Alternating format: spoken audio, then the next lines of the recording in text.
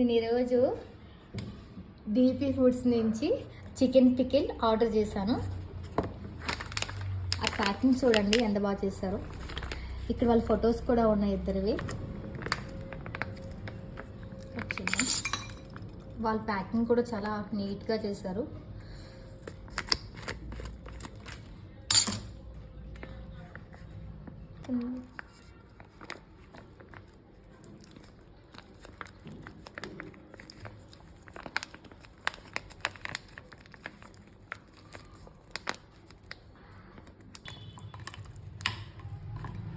చూడండి మీరే.